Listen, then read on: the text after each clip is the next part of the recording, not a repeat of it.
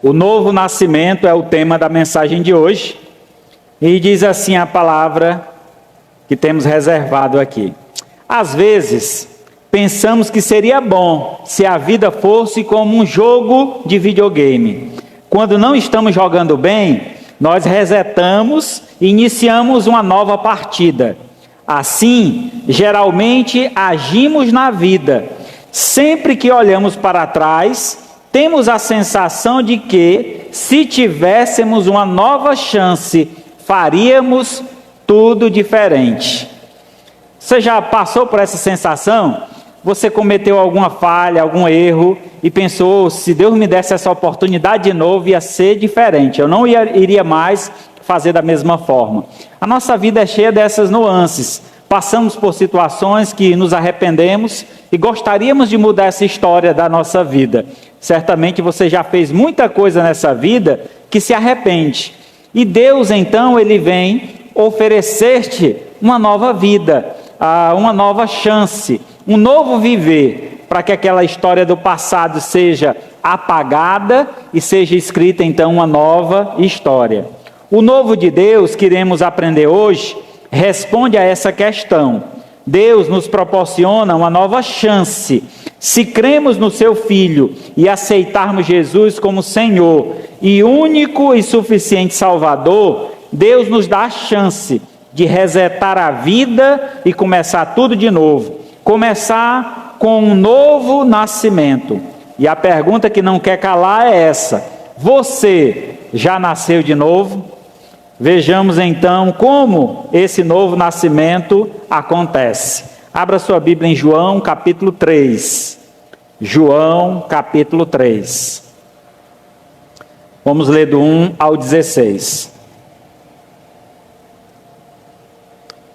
João capítulo 3, do 1 ao 16. Nicodemos visita Jesus. Diz assim a palavra de Deus. João 3, do 1 ao 16. Havia entre os fariseus um homem chamado Nicodemos, um dos principais dos judeus. Este, de noite, foi ter com Jesus e lhe disse: Rabi, sabemos que és mestre, vindo da parte de Deus, porque ninguém pode fazer estes sinais que tu fazes, se Deus não estiver com ele. E isso respondeu Jesus: em verdade te digo, que se alguém não nasce de novo, não pode ver o reino de Deus. Perguntou-lhe Nicodemos: como pode um homem nascer de novo sendo velho? Pode, porventura, voltar ao ventre materno e nascer a segunda vez? Respondeu então Jesus: em verdade te digo, quem não nasce da água e do Espírito não pode entrar no reino de Deus. O que é nascido da carne é carne. O que é nascido do Espírito é Espírito. Não te admires de eu te dizer, importa-vos nascer de novo. O vento sopra onde quer e ouves a sua voz, mas não sabe de onde vem, nem para onde vai. Assim é todo o que é nascido do Espírito. Então lhe perguntou Nicodemos: como pode suceder isso? Acudiu Jesus: tu és mestre em Israel e não compreende essas coisas? Em verdade te digo, que nós dizemos o que sabemos e testificamos o que temos visto. Contudo, não aceitais o nosso testemunho. Se tratando de coisas terrenas, não me credes. Como crereis se vos falar das celestiais? Ora, ninguém subiu ao céu, senão aquele que de lá desceu, a saber, o Filho do Homem que está no céu. Do modo porque Moisés levantou a serpente no deserto, assim importa que o Filho do Homem seja levantado, para que todo o que nele crê tenha a vida eterna.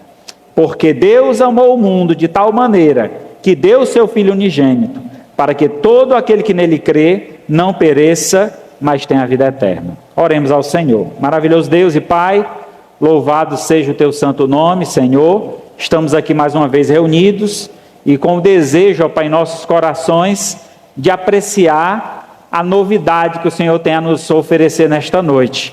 Abençoa o povo aqui reunido, te peço por aqueles que nos assistem através da live ou mesmo posteriormente, o vídeo que será gravado, que o Senhor fale ao coração de cada um por meio desta palavra e desperte neles o desejo desse novo nascimento, desperte neles a vontade de viver essa nova vida que vem do alto, que vem de Ti, essa vida, ó Pai, que nos é trazida através de um sacrifício este, ó Pai, a morte do unigênito Filho de Deus, que morreu uma vez por todos, para que todo aquele que nele crê possa ter esta vida nova, uma vida completamente eterna. Assim abençoa, ó Pai, aqueles que receberão essa mensagem, que possam ser fortalecidos e desafiados a viver o novo de Deus. Assim eu te agradeço e peço em nome de Jesus, teu Filho amado, que vive e reina para todos sempre. Amém. Muito bem, irmãos, essa é uma história uma história de recomeço. Essa é uma história de nascimento no qual aprendemos com mais detalhe sobre o novo de Deus. Tudo começa com um novo nascimento. Vejamos o que é preciso para nascer de novo.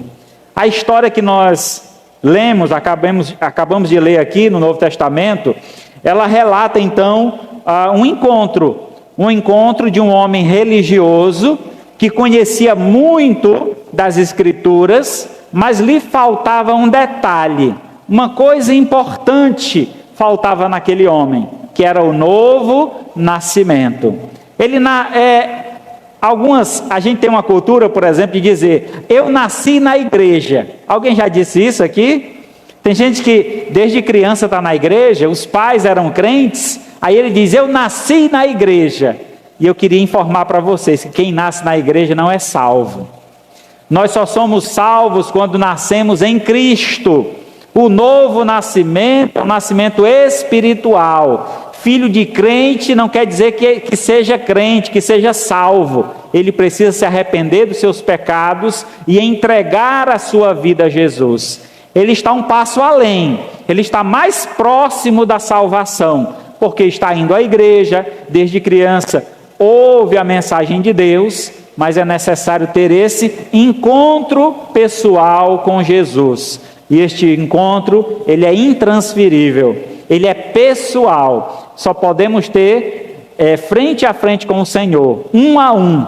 Não podemos salvar ninguém por intermédio da minha prática, eu salvar os meus filhos. Isso não é possível. Então, é interessante porque Jesus escolheu falar de novo nascimento justamente para Nicodemos. Vocês já pararam para pensar nisso?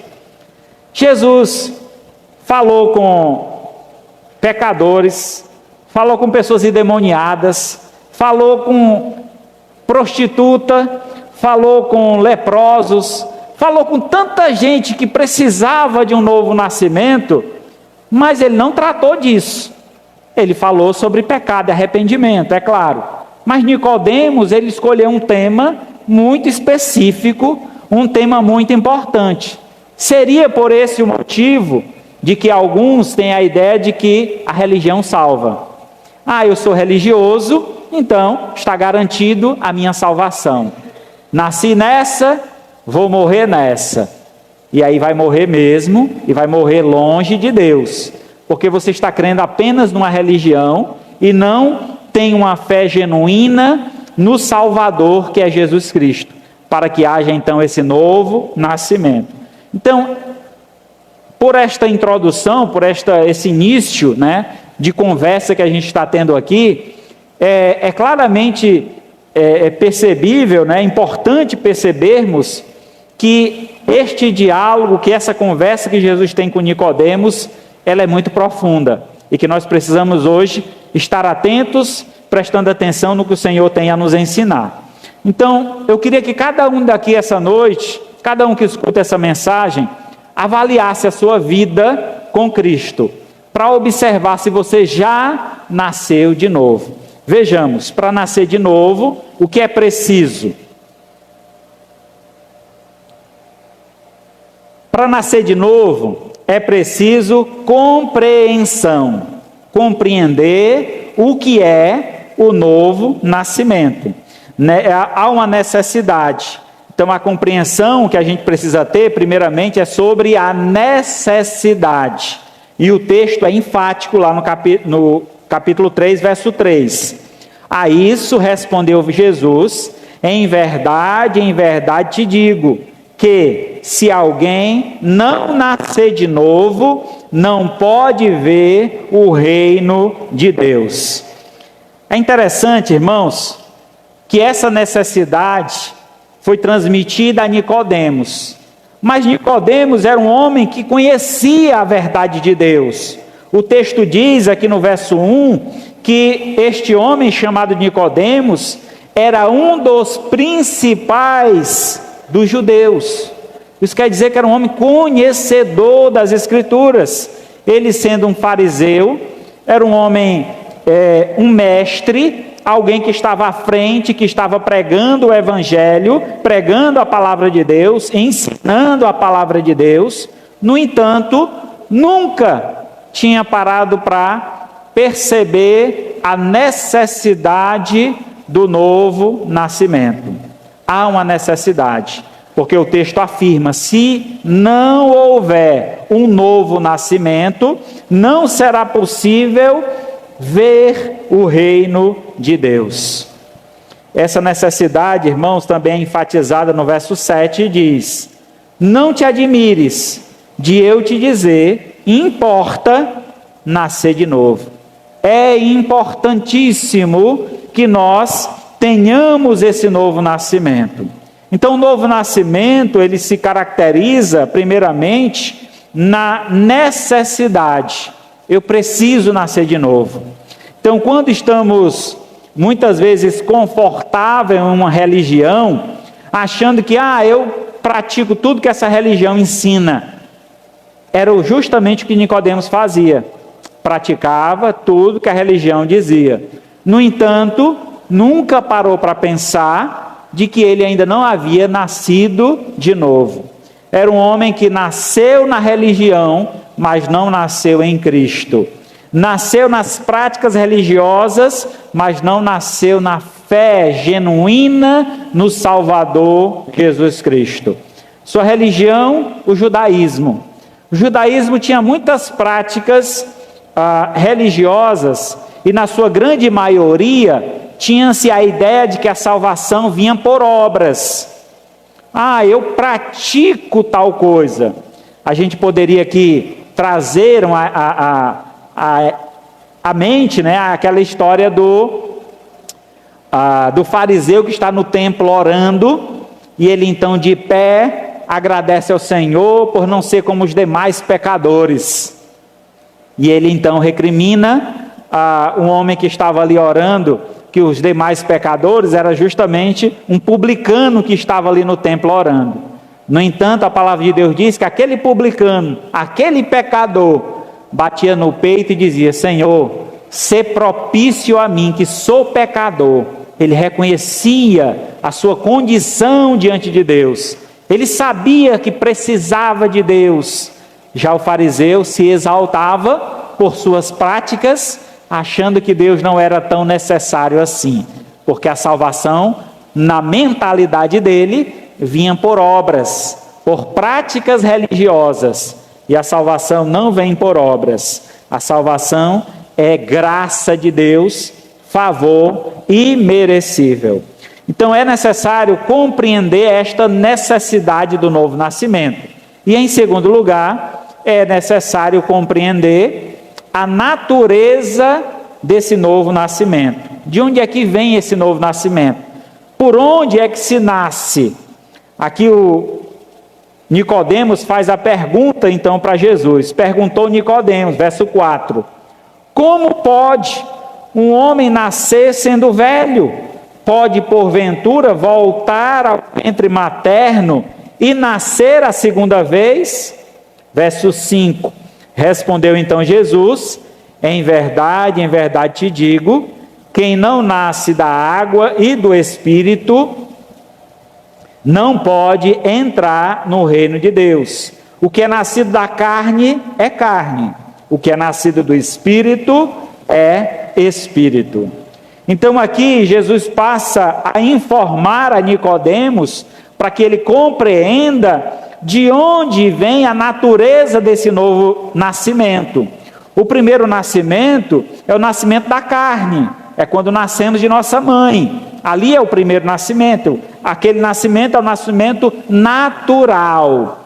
Mas Jesus está falando de um novo, isso quer dizer algo diferente. Não é semelhante, é completamente diferente. O outro aqui é completamente diferente. Um nasce a partir da carne, um traz as mazelas da carne.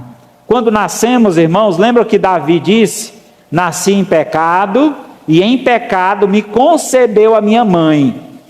Davi tinha a consciência de que o pecado era uma transmissão. O pecado, nós já nascemos com ele, já nascemos com a semente do pecado. A condenação do pecado vem posteriormente, quando cometemos o pecado. Nascemos com a semente e a partir do momento que cometemos conscientemente nosso primeiro pecado, somos condenados por este pecado. Cada um é condenado pelo seu próprio pecado. A condenação, então, vem dos nossos próprios pecados, mas a transmissão do pecado passa de geração em geração. O primeiro pecado veio de Adão, e Adão, sendo nosso representante seminal, todos nós estávamos em Adão. Assim, quando as gerações foram crescendo e se multiplicando, o pecado da mesma forma foi sendo transmitido de geração a geração. Por isso que Jesus tinha que nascer de uma virgem, para que não houvesse transmissão do pecado. Jesus nasceu sem pecado e sem a semente do pecado, porque quem transmite o pecado é o homem, pois ele é quem tem a semente. Ah, pastor, isso quer dizer então que as mulheres não têm pecado? Tem também, porque para elas nascerem, elas precisam dessa semente. E essa semente também, ela é dada para o nascimento da mulher. A mulher nasce com o pecado, mas ela não transmite o pecado para a sua futura geração. Quem transmite é o homem. Sendo assim, a natureza desse novo nascimento é um nascimento, como afirmei, outro, diferente completamente. Esse é o nascimento do Espírito. Não pode entrar no reino de Deus quem não nascer no Espírito. Diz aqui então o texto que o nascimento da carne é carne, e o que é nascido do Espírito é Espírito. Esse novo nascimento traz uma diferença. O que antes, o primeiro nascimento trouxe condenação, esse novo nascimento traz salvação. Aquele que nasce em Cristo Jesus, ou aquele que nasce no Espírito Santo de Deus, esse tem a vida eterna. Aquele que não tem o Espírito Santo de Deus, esse tal não é dele, não é de Deus. Então, se nós somos de Deus, é porque nós temos nascido justamente no Espírito. Aqui o texto diz assim: em verdade vos digo, verso 5, quem não nasce da água e do Espírito não pode entrar no reino de Deus. Esse nascer da água nos traz uma referência que muitos teólogos, muitos estudiosos apontam para o batismo, mas na verdade ele não está se referindo diretamente ao batismo, mas está se referindo aqui a uma ligação que leva ao batismo. Para alguém ser batizado, era necessário que houvesse arrependimento. Vocês lembram quando João Batista pregava: arrependei-vos e sede batizado em nome do Pai, do Filho e do Espírito Santo. João Batista pregava o batismo por arrependimento. Se você se arrepender, você será batizado. Aqui o texto usa então essa figura do arrependimento trazendo a ligação do nascer da água, de ser inserido neste novo corpo que é o Espírito Santo.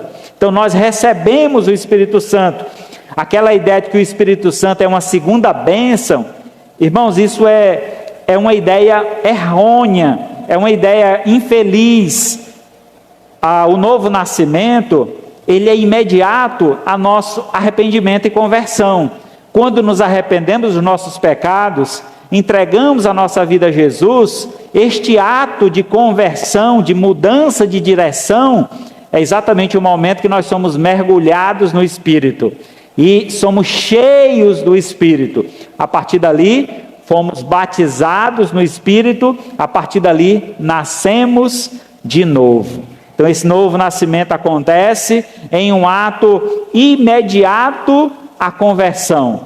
Reconhecimento que somos pecadores, entendimento de arrependimento de pecado, um nascimento de convicção de que Deus é a melhor opção.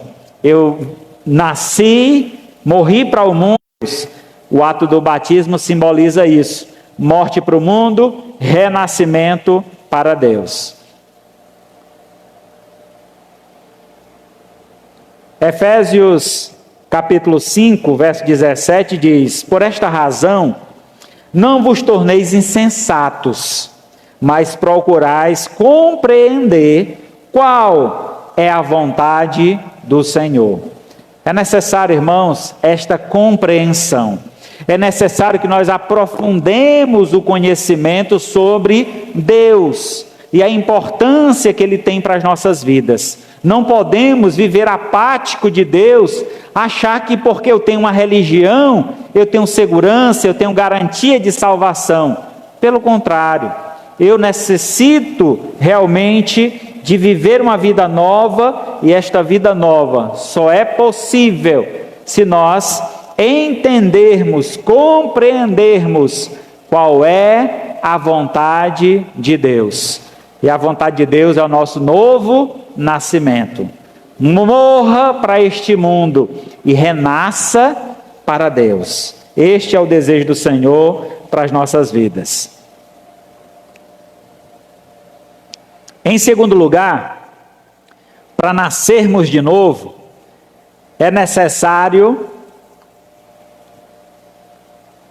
para nascer de novo é preciso condição. Mas não é condição financeira não, nós vamos já entender. Até porque Nicodemos era um homem de posses, era um homem rico. No entanto, a sua riqueza não lhe faria ser um homem salvo. Ele ainda assim necessitava nascer de novo. Que condição é essa que nós precisamos reconhecer? Que condição é essa que nós precisamos entender? Então é necessário, irmãos, que nós reconheçamos a nossa condição de pecador. Nicodemos não entendia isso. Eu conheço as Escrituras, eu pratico as Escrituras, eu tenho feito isso e aquilo. No entanto, ele não reconhecia que era pecador. Assim como o fariseu que eu acabei de citar, anteriormente, que achava porque dava dízimos e ofertas, era um homem salvo. No entanto, ele precisava crer no Filho de Deus. O pecado que Nicodemos demonstra é o pecado da maioria dos judeus nos tempos de Jesus, como também nos tempos atuais, a grande maioria. O pecado da descrença, não crer em Jesus como Filho de Deus. Se a gente não crê em Jesus como Filho de Deus, irmãos, é vã a nossa fé. Se tirarmos o poder de Deus, a sua ligação com Deus, é vã a nossa fé. Há muitas religiões que tentam diminuir Jesus Cristo e dizem: Jesus Cristo foi um grande mestre.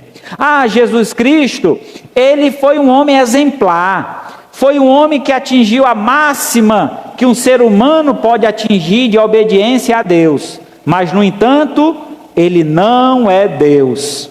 Irmão, quem pensa desta forma, diminui o caráter de Deus Jesus é Deus, Ele se fez carne para habitar entre nós. O Verbo que se fez carne. E Ele habitou entre nós para que deixasse o exemplo para ser seguido. Então, o pecado da descrença, eu poderia afirmar aqui que é um dos pecados que Deus não perdoa. Quem não crê em Jesus como único e suficiente Salvador, não tem salvação. Jesus, Ele é o único que nos liga a Deus. Ele é o único caminho, a única verdade e a única vida. Ninguém vai ao Pai, ninguém vai a Deus, a não ser por intermédio de Jesus Cristo. Então vejamos verso 9 a 12.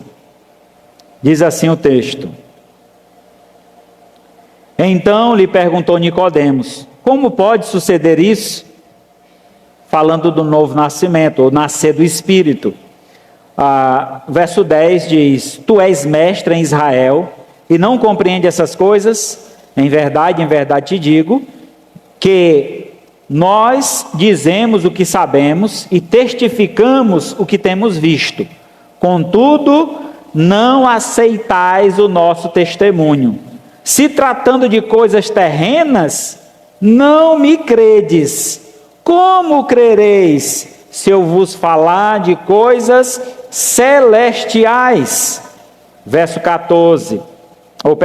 13. Ora, ninguém subiu ao céu, senão aquele que de lá desceu, a saber, o Filho do Homem que está no céu. De modo, porque Moisés levantou a serpente no deserto, assim importa que o Filho do Homem seja levantado. Jesus, então, traz aqui um questionamento a esse judeu, justamente sobre a falta de fé, a falta de crença sobre as palavras de Jesus. As pessoas se admiravam do que Jesus falava. Alguns diziam: olha, esse homem só pode vir da parte de Deus, porque ninguém fala igual a ele. Ele fala de um jeito tão diferente, ele fala de um jeito tão claro, tão objetivo, de um jeito tão esclarecedor, coisas tão profundas, ele fala com uma facilidade tão grande, porque ele conhece, porque ele veio de Deus. Não existe outro que tenha vindo de lá para que pudesse transmitir essa verdade e os homens pudessem crer e ser salvos. Só Jesus foi enviado do céu com esse propósito de trazer salvação a todo aquele que nele crê. Sendo assim, este pecado que estava tenazmente acusando Nicodemos, era necessário que ele compreendesse. Olha, Nicodemos, você não crê nem me vendo aqui como ser humano, assim homem como você, diante das práticas que eu tenho feito, diante dos milagres que eu tenho praticado. Nicodemos já tinha visto várias coisas, Jesus fazendo vários milagres, no entanto, ainda tinha um pé atrás. O chegar-se até Jesus à noite já demonstra que Nicodemos não estava tão confiando assim. Eu vou ver mais de perto, para ver quem é esse Jesus. Eu vou entender melhor esse Jesus. Então, ele foi buscar o mestre de noite, na intenção de que ninguém visse, às escuras, por um momento que não tivesse aquela multidão ao cercar, e ele pudesse ser julgado por essa atitude. Então, demonstra aí uma falta de fé e de crença no Jesus homem. Aí então Jesus disse: olha, se você não crê nas coisas terrenas que eu faço, como é que você vai crer se eu vos falar das coisas celestiais? Como é que você vai crer quando eu falar para você das coisas lá do alto? Irmãos, como é difícil muitas vezes o homem crê naquilo que ele não consegue apalpar. Lembra daquele discípulo de Jesus? Eu só acredito se eu botar o dedo lá na ferida. Não era Tomé? Foi Tomé que disse isso? Jesus ressuscitou, está aqui entre nós. Cadê ele? Não estou vendo. Eu só acredito quando eu botar o dedo na ferida, para ver se é ele mesmo. Jesus apareceu para ele e disse: bota, Tomé, aqui o dedo na minha ferida. Está aqui, ó. Onde os pregos furaram. Bote o dedo aqui do meu lado. Onde a lança perfurou o meu lado. Bote o dedo aqui, nas minhas chagas. E aí, Jesus disse para ele: olha, Tomé, muito mais bem-aventurado é aqueles que não viram e creram. Muito mais bem-aventurado, sabe quem é que Jesus está dizendo?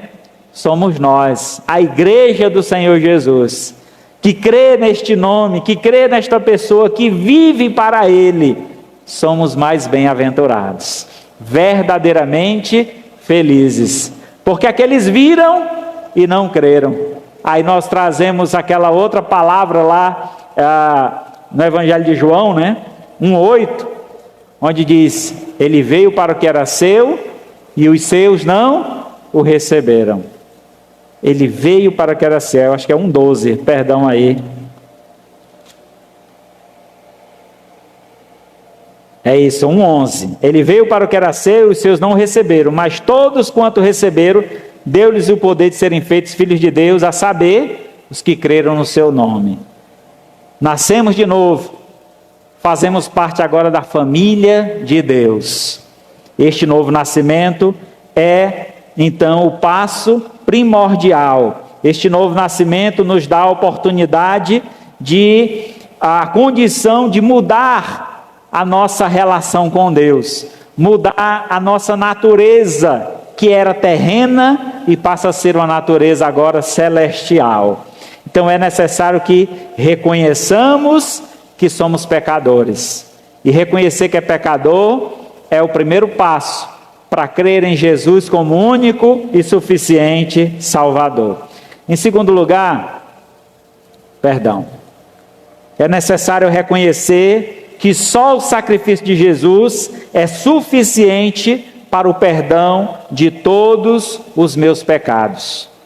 Nicodemos acreditava, como a grande maioria dos fariseus, acreditava na sua prática religiosa. Acreditava que ele estava salvo porque nasceu na família de Abraão, ou fazia parte da família de Abraão. Ele cria que estava salvo porque ele havia sido circuncidado ao 8º dia. Eu fui circuncidado, eu faço parte da religião. É como em algumas religiões, por exemplo, que batizam criança, com a ideia de que, vamos batizar, que é para dar segurança, que lá na frente ele vai se converter. Quem é que tem essa garantia? Ninguém pode ter essa garantia. O batismo não é esse tipo de garantia. A salvação é pessoal e intransferível. Ele precisa ter um encontro com Deus, ele precisa ouvir a pregação da palavra. Não é o batismo que vai lhe dar essa segurança. Então, é necessário reconhecer este sacrifício de Cristo, que esse sim é suficiente. Infelizmente, as nossas obras não são suficientes para gerar salvação ao homem. É necessário, então, crermos somente na obra salvífica de Cristo. Verso 13 e 14. Ora, ninguém subiu ao céu, senão o que de lá desceu, a saber, o Filho do Homem. Quem foi esse que subiu para o céu e desceu do céu? Jesus. Esse é o único que conhece o caminho. Ele mesmo diz: eu sou o caminho. Ninguém vai ao céu se não for por mim. Ele é o único que sabe o caminho. Vamos lá. Ele diz aqui no verso 14: do modo porque Moisés levantou a serpente no deserto, assim importa que o Filho do Homem seja levantado. Vocês lembram dessa ocasião lá no Êxodo? Quando Moisés estava na caminhada do deserto, o povo estava sendo picado pelas serpentes. Então Deus ordenou que Moisés fizesse um poste ídolo, né? Uma vara com uma serpente na ponta dessa vara. E aí quem olhasse para a serpente, de onde estivesse, fosse picado por uma serpente, não morreria. Aquela serpente era uma tipologia, um tipo. Ela apontava para Cristo, o sacrifício de Cristo na cruz. Jesus foi colocado em uma cruz, no alto de um monte. Para quê? Para quem olhasse lá, soubesse que aquele era o único que poderia ter o poder para salvar. Aquele homem que enfiou a lança do lado de Cristo, ele viu, este homem é um inocente. Pecado algum ele cometeu, ele não merecia tal morte. Aquele homem se arrependeu de seus pecados, aquele homem foi salvo. Mas outros que ali estavam não reconheciam. A grande multidão, como há um ditado popular que diz, a voz do povo é a voz de Deus. E o que foi que a voz do povo disse? Crucificam, crucificam. Condenaram Jesus Cristo. O povo não fala a voz de Deus. O povo fala a voz do maligno, porque esse mundo jaz no maligno. A voz de Deus foi transmitida a Cristo. Ele ouviu a mensagem, ele veio para cumprir a vontade do Pai, e esse seu sacrifício foi perfeito, como é dito aqui no verso 14. Deste mesmo modo, como a serpente foi levantada no deserto, importa que o Filho do Homem seja levantado. Aqui uma referência à crucificação de Cristo. Jesus deveria ser crucificado, ele veio para isso, ele veio para morrer em meu lugar, em seu lugar, ele veio para morrer por todos nós, por todo aquele que nele crê. Nicodemos precisava então compreender isto, precisava entender essa condição para o novo nascimento. A condição era reconhecer que é pecador e receber o sacrifício de Cristo como único e suficiente. Eu não preciso fazer mais nada para ser salvo, eu preciso crer em Jesus.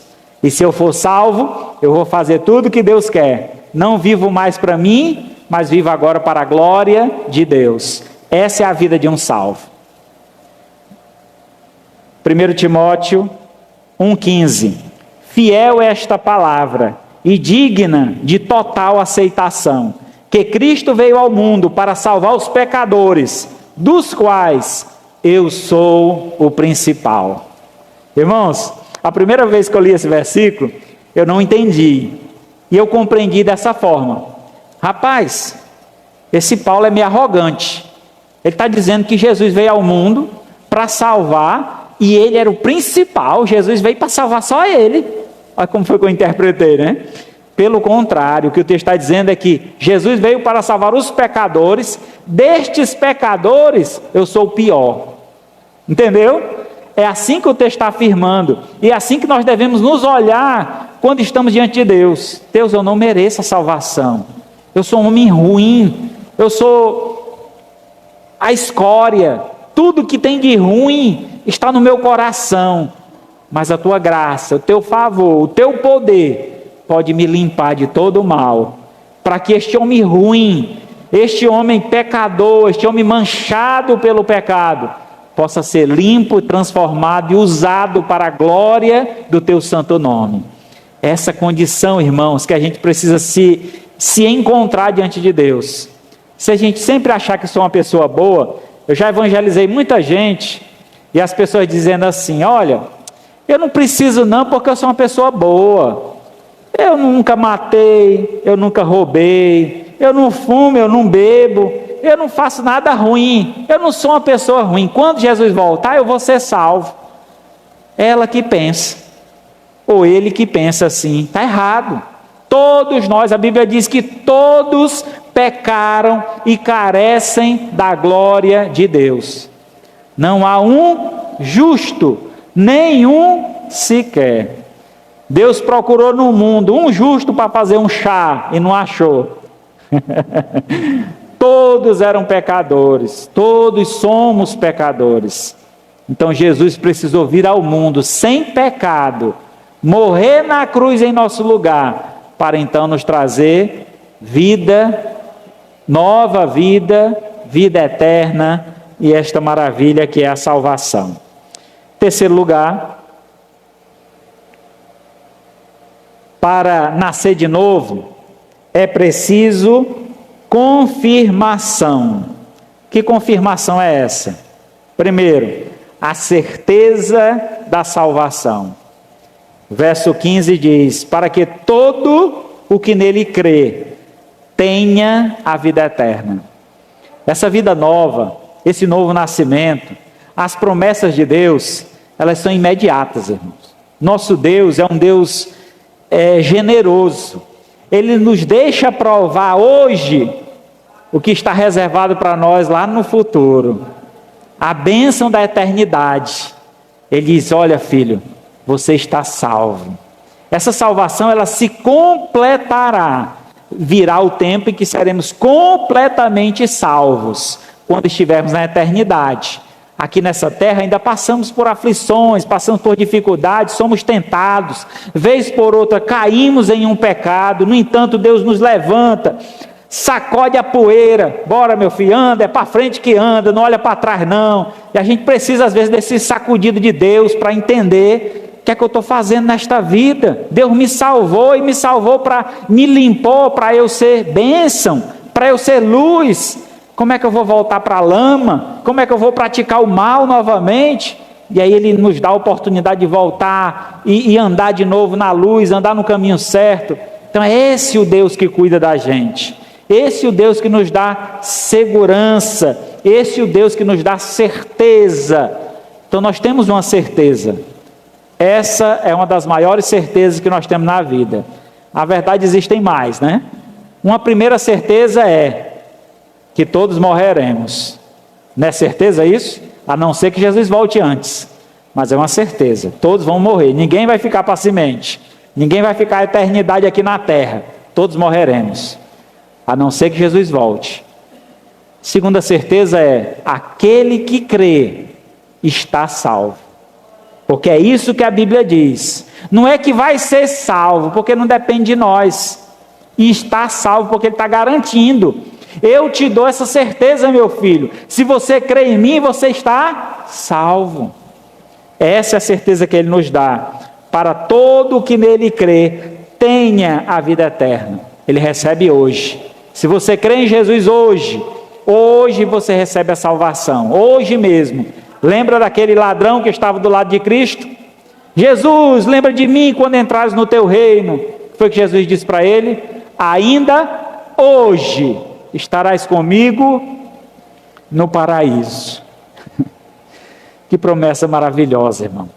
Se você não se alegra com uma promessa dessa, eu não sei o que pode te alegrar, mas isso enche o meu coração de alegria, enche os meus olhos de lágrima, porque eu sei que eu não merecia tamanha salvação. Assim como aquele ladrão naquela cruz, o que eu merecia era a punição, a condenação, o inferno, por tudo que eu fiz na minha vida de errado. No entanto, Deus me amou, olhou com um olhar de amor para mim, estendeu a sua mão, me perdoou e me recebeu, colocando diante do seu coração, me guardando em sua mão. Em segundo lugar, nós podemos ver a segurança da salvação. Nós temos a certeza, é confirmada a nós a certeza da salvação e é confirmada a nós a segurança dessa salvação. Verso 16. Porque Deus amou o mundo de tal maneira que deu o seu Filho unigênito, para que todo o que nele crê não pereça, mas tenha a vida eterna. Aquele que recebe Jesus, aquele que crê em Jesus como o único e suficiente Salvador, esse jamais perecerá, jamais perderá a salvação, jamais estará perdido novamente, porque ele foi achado, encontrado por Deus, pelo Senhor, e agora lhe foi dado a chave do céu. O ingresso de entrada para o céu, nós temos gravado em nosso coração. O Espírito Santo de Deus, que está sobre nós, que está em nós, Ele é o penhor da nossa herança, é a garantia dessa vida eterna, que só temos porque Jesus morreu por nós na cruz. Provérbios 1:33. Provérbios 1:33. Mas o que me der ouvidos habitará seguro, tranquilo e sem temor do mal. Que maravilha, irmão. Você tem ouvido a voz de Deus? Você tem dado ouvidos aos conselhos do Senhor? Você tem andado no caminho de Deus? A promessa é esta: se você der ouvidos, porque dar ouvido não é só escutar não, tem muita gente que escuta, mas não dá ouvidos, entra por aqui e sai por aqui, não guarda no coração a palavra de Deus, mas o que dá ouvidos é o que retém, é o que guarda no coração. A este habitará seguro, porque os anjos do Senhor acampam ao redor dos que o temem e os livra. A esse que dá ouvidos será tranquilo, terá tranquilidade. A esse que dá ouvidos não temerá o mal que o cerca, porque Deus está ao seu redor e nenhum mal lhe atingirá. Essa então é a promessa de confirmação do novo nascimento. Se eu nascer de novo, Deus confirma isso no meu coração. Tenha certeza da sua salvação, porque você está seguro. Eu te seguro em minha mão. E por fim, para nascer de novo é preciso condução. Eita, pastor, quer dizer que tem um ônibus agora que nós vamos pegar para ir para o céu? Lembro que um culto eu falei isso: irmãos, quem aqui quer ir para o céu? Todo mundo levantou a mão. Aí eu disse: quem quer ir para o céu hoje? Aí os irmãos baixaram a mão ligeiro. Não, pastor, a gente quer ir para o céu, mas não precisa ser com tanta pressa, né? Tem tanta coisa que eu quero fazer, que eu quero ver aqui ainda nessa terra. A gente tem que estar preparado a qualquer momento. A Bíblia diz que no abrir e fechar de olhos Jesus voltará. E a gente tem que estar preparado, andando no caminho, andando e fazendo aquilo que agrada ao Senhor, para que então, quando Ele vier, nós possamos subir juntamente com Ele, para a glória celestial. Então essa condução é como nós estamos dirigindo a nossa vida, como estamos vivendo para Deus. Então é necessário dirigir-se sempre para a luz. Veja o que diz verso 17, 18 e 20 e 21. Verso 17: portanto, porquanto Deus enviou o seu Filho ao mundo, não para que julgasse o mundo, mas para que o mundo fosse salvo por ele. Quem nele crê não é julgado.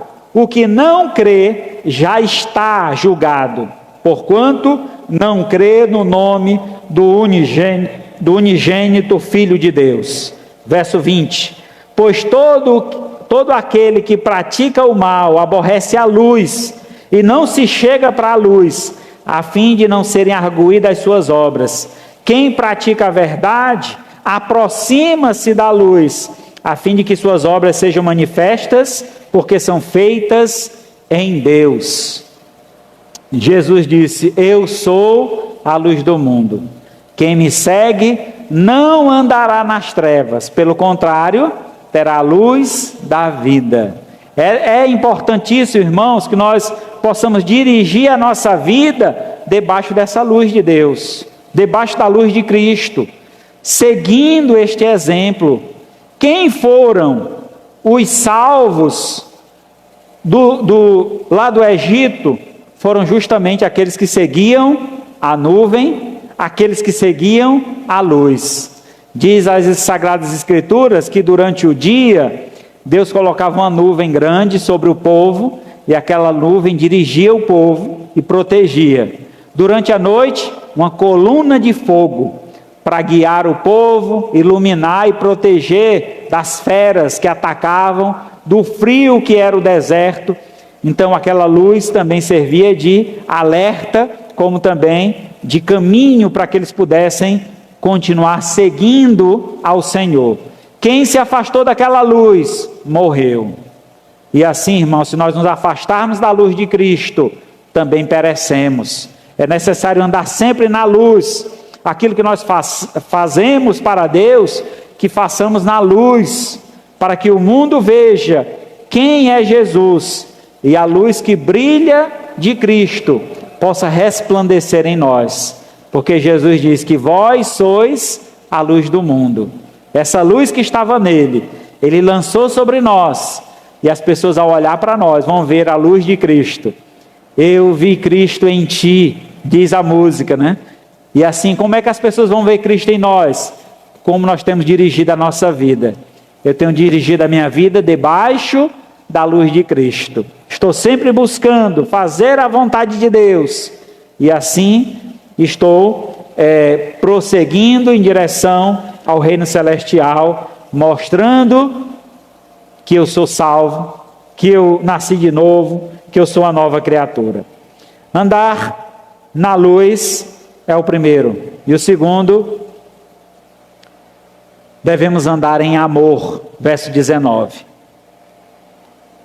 O julgamento é este: a luz veio ao mundo, e os homens amaram mais as trevas do que a luz, porque as suas obras eram más. Eu preciso andar na luz, e eu preciso amar andar na luz. Amar andar com Deus, fazer as coisas de Deus. Tem gente que tem muita dificuldade de viver o cotidiano da igreja. Eu não sou religioso. Mas não é uma questão de religiosidade não, irmão. É uma questão de fé, de andar com Deus. Como é que eu posso dizer que eu sou crente e eu ando nas trevas? A não ser que Deus lhe chamou para uma missão de salvar almas, de ir até o último homem, resgatar aquele que está lá nas trevas. Se Deus te chamou com essa missão, meu irmão, vá em paz, eu te abençoo. Mas se você está lá no mundo só brincando de ser crente... Eu conheci um jovem na igreja, primeira igreja que eu congreguei. Ele fazia o seguinte: ele ia para uma festa ou para alguma coisa lá fora no mundo, aí arranjava uma namorada, aí vinha para a igreja, apresentava a namorada para a igreja. A gente trabalhava na vida daquela jovem, ela se convertia. Quando ela se convertia, ele deixava, aí ia buscar outra. Aí eu disse, um dia eu parei ele, disse: irmão, me diga uma coisa, que negócio é esse, mano? Tu vai lá, pega uma menina que não é crente, traz para a igreja, a menina se converte, tu diz que é tua namorada, quando dá uns meses, tu deixa a menina, aí já está indo atrás de outra. Aí eu disse: irmão, esse é meu ministério, Deus me chamou para resgatar almas. Mas, irmão, a gente não resgata a alma não é com a língua não, irmão, a gente resgata é com a palavra, é falando, pregando, ensinando. Quando ela se converter, aí que você começa a namorar, não é o diferente não. Quando ela se converte, tu deixa de namorar. Então, infelizmente, esse jovem hoje não está mais na igreja, porque brincou com o evangelho, achava que isso era divertido, se arriscar lá fora. O crente tem que estar na luz, amar andar na luz. Ele tem que se afastar das trevas, das coisas que este mundo prega como sendo boas. E essas trevas só nos afastam de Deus, mancha a nossa luz, escurece a luz que Deus colocou sobre nós. Então é necessário que a gente possa resplandecer esta luz por onde andar, ser exemplo por onde for. E esta alegria, esta satisfação de andar na luz, vai fazer com que nós possamos atrair outras pessoas para este caminho. Veja o que diz a palavra. Mateus 7, 13 e 14. Entrai pela porta estreita, larga é a porta e espaçoso o caminho que conduz à perdição, e são muitos os que entram por ela.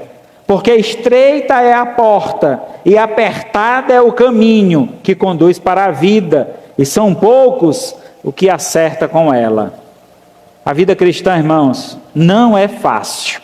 Você achar que ser crente é a coisa mais fácil do mundo, não é fácil, porque você vai ter que largar muita coisa, deixar muita coisa para trás.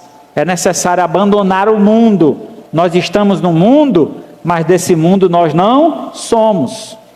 Devemos viver neste mundo, mas com a perspectiva lá dos céus. Somos cidadãos celestiais neste mundo. Estamos aqui para ensinar ao mundo como viver para Deus, assim como Jesus fez. Ele veio para este mundo, mas ele não se entregou a este mundo. Jesus Cristo foi contrário à prática do mundo. Ele viveu para a glória do Pai. Em todo o tempo, obedeceu ao Pai. Assim, devemos nós também entrarmos pela porta estreita e andar pelo caminho apertado, porque este é o caminho, esta é a porta que nos conduz para o céu. E são poucos os que acham este caminho, são poucos os que passarão por esta porta. Faça você o esforço para estar sendo dirigido por Deus e conduzido a este caminho maravilhoso, tendo sua vida então debaixo desta condução de Deus, obedecendo a sua santa palavra. Concluindo então, amados, o nosso Senhor sempre nos dá a chance de recomeçar. Sua única exigência é que comecemos a partir do novo, deixando para trás a velha natureza e passando a andar em novidade de vida. 2 Coríntios 5,17. Assim, se alguém está em Cristo, é nova criatura. As coisas antigas já passaram e eis que se fizeram nova todas as coisas. Louvado seja o nome do Senhor. Que assim, meu amado, você tenha analisado a sua vida. E se você ainda não nasceu de novo, entregue a sua vida a Jesus, confia nele e o mais ele fará. Não se preocupe com o que vai ser depois disso, porque ele vai te capacitar, ele vai te preparar, ele vai conduzir os teus passos. Apenas confia e entrega a ele a tua vida.